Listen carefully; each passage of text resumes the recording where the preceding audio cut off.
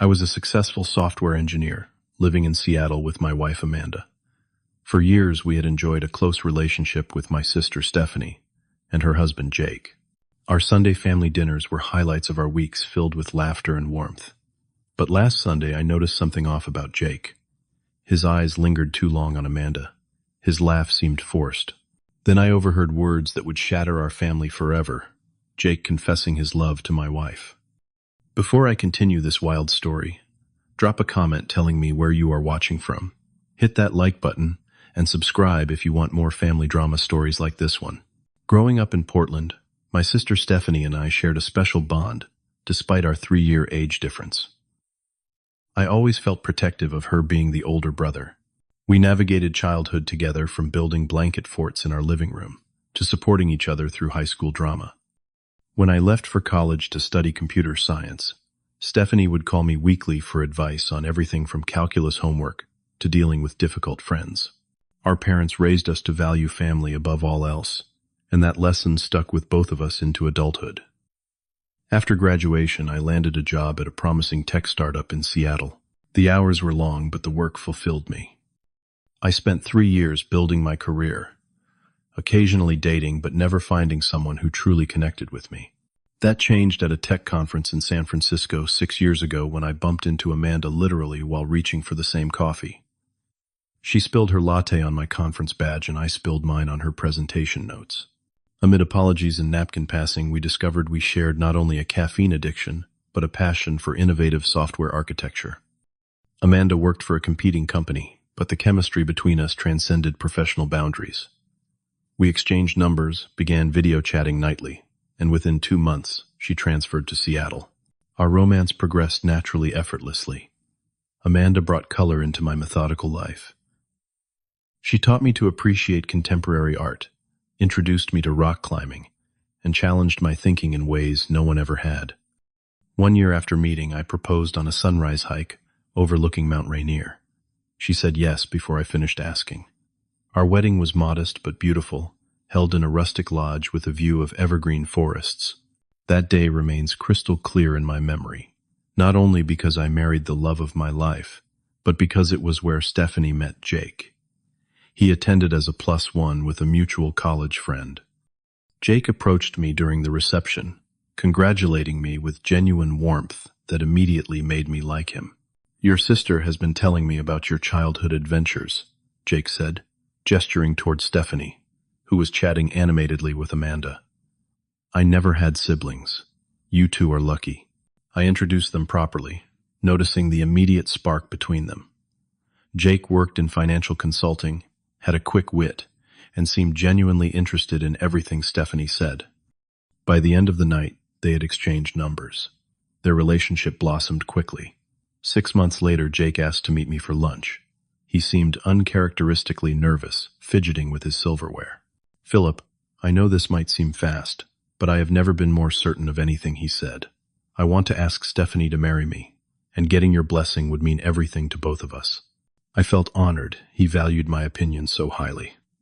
Jake showed me the ring, a vintage sapphire, that perfectly matched my sister's taste. I gave my enthusiastic blessing, truly believing my sister had found someone worthy of her kind heart. Their wedding followed 8 months later. Amanda and I stood beside them as they exchanged vows. Our family felt complete, the 4 of us establishing a tradition of Sunday dinners, rotating between our homes. We even took vacation trips together, creating memories in places from Yellowstone to the Florida Keys. For nearly 3 years, everything seemed perfect. Then subtle changes began appearing in Jake. About 3 months ago, he started checking his phone constantly during our gatherings, stepping outside for calls more frequently. I initially attributed it to work stress, until Amanda mentioned something concerning. "Jake has been texting me more often," she said one night as we prepared for bed. "Always about gift ideas for Stephanie or family matters, but something feels off about it." I suggested he might be planning a surprise for Stephanie, but deep down, an uncomfortable feeling took root. Looking back, I should have paid more attention to those early warning signs before everything unraveled. The Sunday, when everything changed, started normally enough. Stephanie had prepared her famous lasagna at their suburban home just outside Seattle. Rain pattered against the windows, creating a cozy atmosphere as we gathered around their dining table.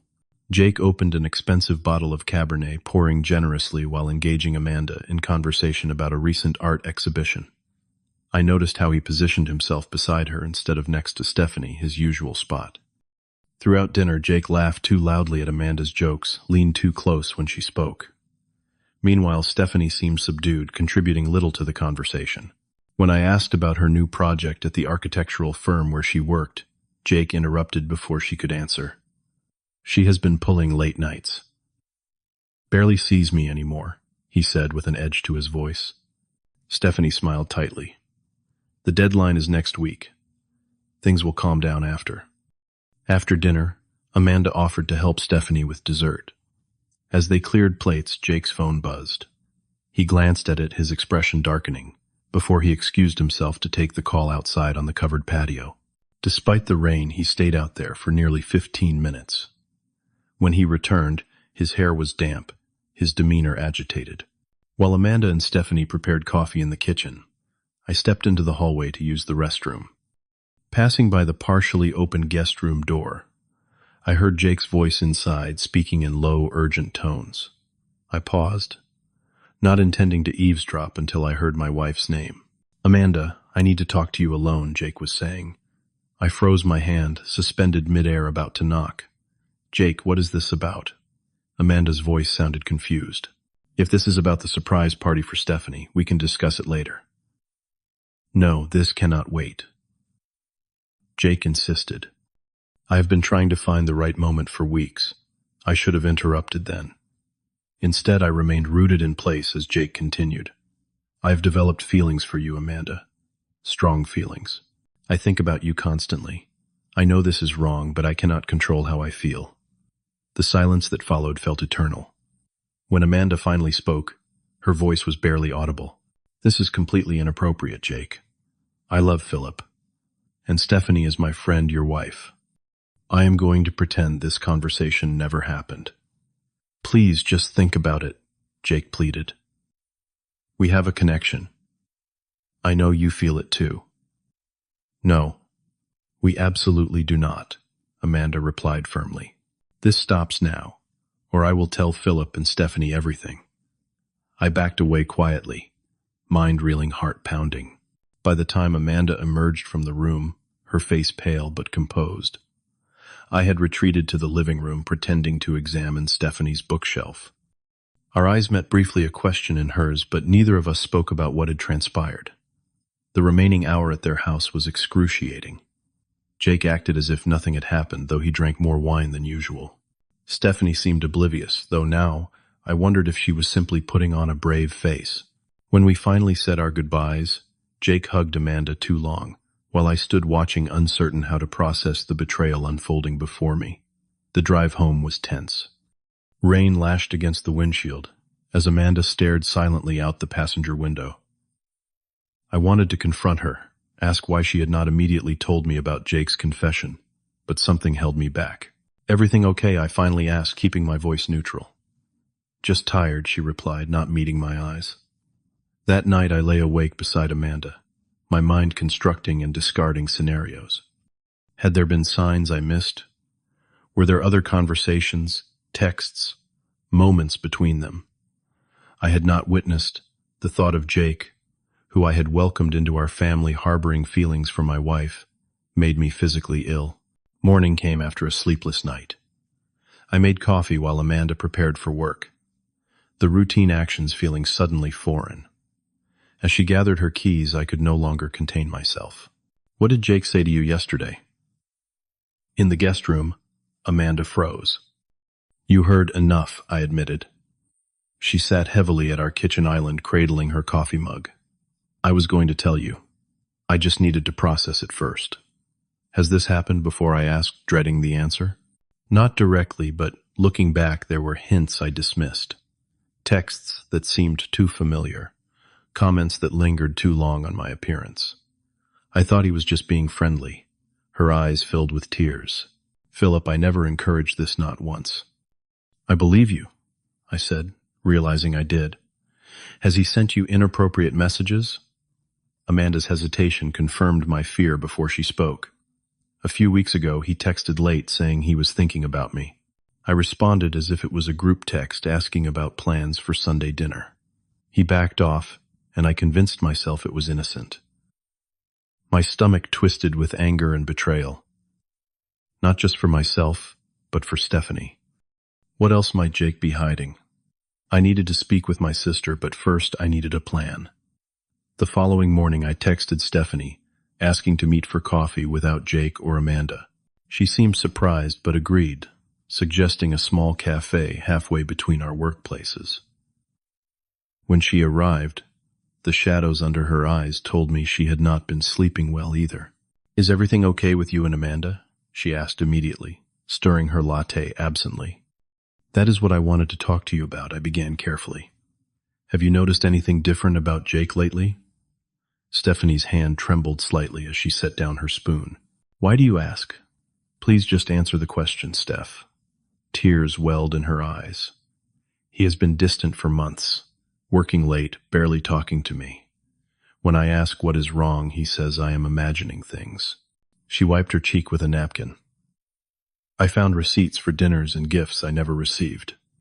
When I confronted him, he claimed they were business expenses." My chest tightened. "Stephanie, I need to tell you something difficult." I recounted what I had overheard between Jake and Amanda, watching my sister's expression crumple then harden. "I suspected he had feelings for her," she whispered. "The way he lights up when she enters a room. How he mentions her in random conversations." She met my gaze directly. "Philip, there is more you do not know. I found financial discrepancies. Large withdrawals from our joint account. When I asked, he said he was investing in a friend's startup." "Do you believe him?" I asked. She shook her head slowly. "I checked our investment portfolio last week. It shows significantly less than what should be there. He manages all our finances. Said it was easier since he works in the industry." Anger flared within me. "Have you looked at his emails or messages?" "That feels like an invasion of privacy," she protested weakly. "Stephanie, he confessed romantic feelings to my wife."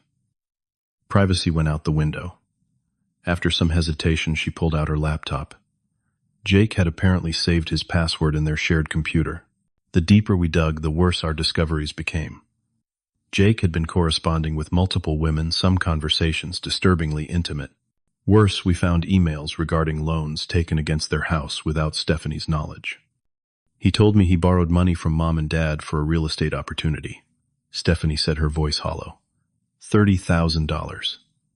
What I nearly shouted, causing nearby patrons to glance our way. Our parents were retired teachers living on fixed incomes. They never mentioned this to me. He asked them not to. Said it was a surprise investment for my birthday. Further investigation revealed Jake had created accounts on several gambling websites. Bank statements showed regular withdrawals at casinos. The betrayal extended far beyond inappropriate feelings for Amanda. Jake had been systematically deceiving all of us. The familiar protectiveness I had felt for Stephanie since childhood surged within me, coupled with rage at the man who had betrayed not just her trust, but our entire families. I struggled to keep my voice steady as we formulated a plan. "We need to confront him together," I said. "You, me, and Amanda. And we need to inform Mom and Dad about their money." Stephanie looked terrified, but nodded. "What if he denies everything?" "We have evidence," I replied, gesturing to the screen where Jake's deceptions lay exposed. "And I think he needs to know that his actions have consequences." Over the next 2 days, we gathered more information. Amanda checked her text history, with Jake providing screenshots of messages that crossed boundaries. Our parents confirmed they had indeed loaned Jake money, believing it would help secure Stephanie's future. The web of lies expanded with each conversation. By Thursday, we had compiled a damning portfolio of Jake's deceptions. The confrontation was set for Friday dinner at Stephanie and Jake's house. Amanda would attend, and my parents would arrive later, after we had already begun the difficult conversation. The weight of responsibility pressed heavily on my shoulders as I prepared to dismantle the comfortable family dynamic we had all taken for granted. Friday evening arrived with ominous storm clouds gathering over Seattle. Amanda and I drove to Stephanie's house in silence, the manila folder, containing printed evidence resting between us like a bomb about to detonate. My sister had texted that Jake seemed oblivious to what was coming, even commenting about looking forward to our visit. "Are you ready for this?" I asked Amanda, as we parked in their driveway. She squeezed my hand. "No, but it needs to be done." Stephanie greeted us with a tight hug, her eyes red-rimmed from crying. She whispered that Jake was in his home office finishing a call. We settled in their living room, the atmosphere thick with tension. When Jake finally emerged, his smile faltered slightly, seeing our serious expressions. "Whoa, who died?" he joked, attempting to lighten the mood. "We need to talk," I said firmly. "All of us." "Okay." Jake took a seat beside Stephanie, who subtly shifted away from him. "What is this about?" "Let us start with how you told my wife you have feelings for her," I said, maintaining eye contact. Jake blanched. "That is a misunderstanding. Amanda and I were discussing a birthday surprise for Stephanie." "Do not lie." Amanda interjected. "You explicitly said you had developed feelings for me and thought about me constantly." Jake glanced between us, his confident facade cracking. "I had too much wine that day. It was a momentary lapse in judgment." And Stephanie slid her phone toward him, displaying screenshots of his texts to Amanda. "Were these momentary lapses too?" "You went through my phone," he deflected, anger rising in his voice. "No, Amanda showed me." Stephanie's voice trembled, "just like I went through our financial records." The color drained from Jake's face as I placed the folder on the coffee table, opening it to reveal statements, emails, and loan documents. "Care to explain where our parents' retirement money went? Or the second mortgage on this house? Or the casino withdrawals?" "This is an invasion of privacy," Jake sputtered, standing abruptly. "You have no right to ambush me like this." "We have every right," I countered, also rising to my feet. "You have been lying to all of us. Gambling away your future with my sister, attempting to emotionally cheat with my wife, and stealing from our parents." Jake paced, running his hands through his hair. "You do not understand. I have everything under control. $30,000 from our fixed-income parents is not under control." I pressed. "The casino receipts suggest otherwise." "I can explain." He insisted, but his explanation dissolved into a confession as Stephanie quietly placed more evidence before him. Jake had a gambling addiction that had spiraled out of control over the past year. He had lost his job 3 months ago, but continued pretending to go to work, using the time to visit casinos instead. And Stephanie asked, her voice small, "How does she fit into this?" Jake looked at my wife, his expression desperate. "Amanda represents something untainted, a fresh start away from debts and lies." At my expense, Stephanie said, tears streaming now. "Your wife, your partner." The doorbell rang, announcing my parents' arrival. Jake looked panicked as Stephanie went to let them in. The confrontation escalated as my father, normally gentle and reserved, understood the full scope of Jake's deception. "We trusted you with our daughter and our savings," he said, his disappointment palpable. "How could you betray that trust?" Jake broke down completely, then sobbing as he admitted. The gambling had started as stress relief, but quickly became an addiction. He revealed he owed money to predatory lenders and feared for his safety. Most shocking was his admission of embezzling from clients at his former workplace, which had led to his termination. "They agreed not to press charges if I repaid everything within 6 months, he confessed. "I have been trying to win it back." "By gambling more?" I asked incredulously. "By attempting to start an affair with Amanda? Were you planning to run away together with stolen money?" "You do not understand," Jake pleaded. "I needed a way out. I thought maybe what Amanda demanded, that I would abandon my husband and help you escape your responsibilities. That is delusional, Jake."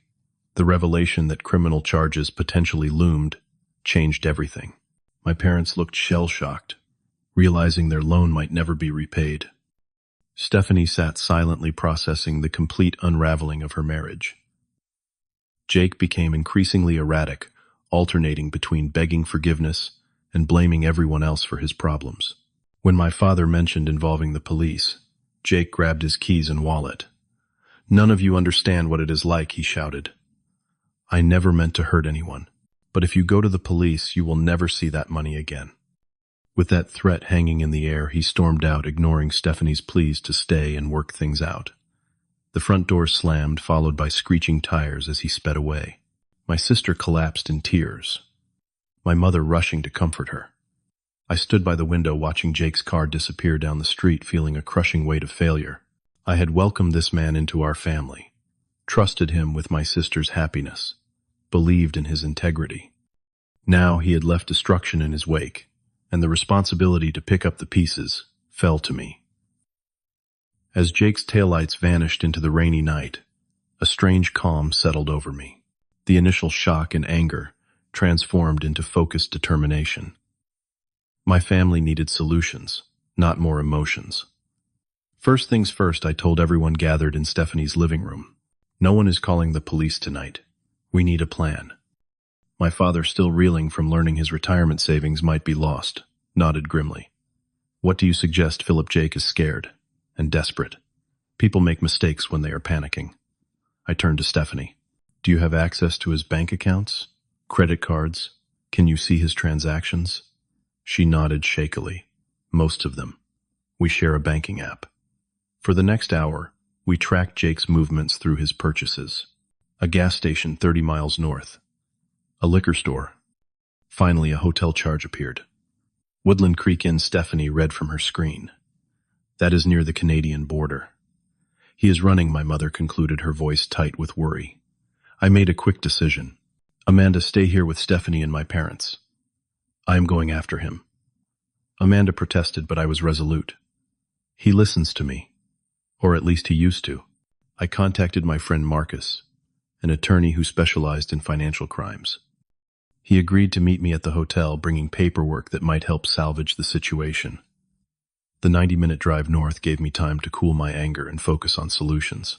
By the time I arrived at the modest roadside motel, rain pouring in sheets across the parking lot, I had outlined a conditional agreement that might protect everyone involved. Marcus arrived shortly after, carrying a leather portfolio. This is a mess, Philip, he said bluntly, but not unfixable if he cooperates. We located Jake's room number through a clerk who recognized my description. Standing outside room 114, I took a deep breath before knocking firmly. No answer at first. I knocked again, louder. Jake, it is Philip. I am alone. We need to talk. The door cracked open, revealing Jake's haggard face. His eyes were bloodshot, his clothes rumpled. The room behind him smelled of whiskey. Come to turn me in, he asked bitterly. I came to offer you a way forward, I replied evenly. This is Marcus, my attorney friend. May we come in? Jake hesitated, then stepped aside. The room was littered with open suitcases, clothes strewn about. A half-empty whiskey bottle sat on the nightstand beside printouts of Canadian job listings. Planning a permanent vacation, I asked, gesturing to the paperwork. What choice do I have, Jake? Slumped onto the unmade bed. If I stay, I lose everything. Stephanie. My freedom, everything. Running guarantees that outcome, Marcus interjected. We have a different proposition. Over the next 2 hours, we outlined a structured plan. Jake would sign over his investment accounts to Stephanie, giving her control to recover what remained of their assets. He would provide written acknowledgement of his debt to my parents with a payment schedule once he was employed again. Most critically, he would contact his former employer to arrange a formal repayment agreement for the embezzled funds. Why would they agree to this? Jake asked, skeptical. Because prosecuting you costs them money and publicity, Marcus explained. Companies often prefer quiet restitution over public legal battles. And what do I get out of this? Jake demanded. A chance to make things right, I said firmly. And our silence about your crimes conditional on your complete cooperation. Jake stared at the documents Marcus had prepared. And Stephanie? That is entirely up to her, I replied. But signing these gives her options beyond being the wife of a fugitive. After multiple readings and one call to a friend for a second opinion, Jake signed everything. I recorded his verbal confession as additional insurance, making clear the consequences of him reneging on our agreement. By dawn, we had a framework for moving forward. Jake agreed to return to Seattle, stay with a friend, and begin the process of repairing the financial damage he had caused. Whether his marriage could be saved was a separate question, one only Stephanie could answer. The drive back was quiet. Jake seated beside me, staring out the window at the emerging daylight. The man I had once welcomed as a brother now felt like a stranger, yet I recognized the human failing behind his actions. Addiction, fear, and shame had driven him to betray those who loved him most. I really did love her. You know, Jake said suddenly.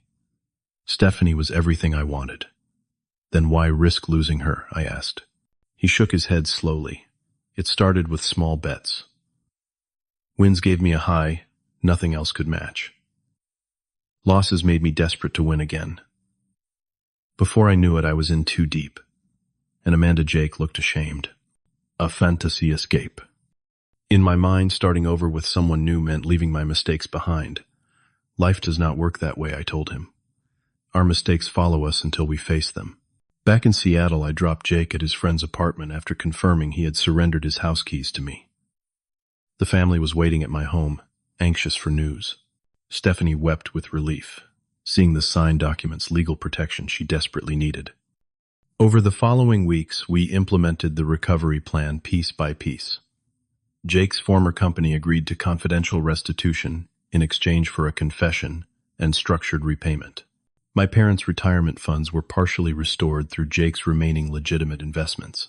Stephanie filed for divorce, but agreed to withhold mention of the embezzlement if Jake complied with all financial agreements. I took no pleasure in Jake's downfall. The man I had trusted had self-destructed through his own choices. Yet watching my sister gradually regain her confidence, seeing my parents' relief as their financial situation stabilized, I felt satisfaction in having protected my family when it mattered most. 3 months later, we reinstituted Sunday family dinners, though our circle had contracted. Stephanie brought a homemade pie to our house, the first thing she had baked since the separation. As we sat around my dining table, the conversation flowed more naturally than I had expected. I talked to Jake yesterday. Stephanie mentioned, her voice steady. He has been sober for 60 days. Attending Gamblers Anonymous meetings. That is good, I replied carefully. Do you think? She shook her head. Too much damage has been done. But I want him to get better for his own sake. Amanda squeezed my hand under the table. Through the entire ordeal, our marriage had strengthened. Our communication deepened. We had faced a threat together and emerged more united. Looking around at my family, I realized that the painful revelations had ultimately led to truth and healing. We had learned that blind trust could be dangerous, that people we love might harbor destructive secrets. Yet we had also discovered our collective strength, our ability to face crisis and rebuild. Trust once broken never returns in quite the same form, but perhaps the wiser, more discerning trust that replaces it is actually stronger. We protect what we value most by seeing clearly, by setting boundaries, and by choosing truth, even when it hurts. Life rarely offers perfect resolutions. Jake's actions had permanently altered our family landscape. Yet sitting there with those who remained steadfast, I felt profound gratitude for the bonds that had withstood the storm. If you have ever experienced betrayal in your family, or discovered shocking secrets about someone you trusted, share your story in the comments below. Did you find ways to heal afterward? What helped you move forward? Hit the like button if this story resonated with you. Subscribe for more real-life family dramas and share this video with someone who might need to hear that even after betrayal. Rebuilding is possible. Thank you for listening, and remember that the strongest families are not those without problems, but those who face their problems together.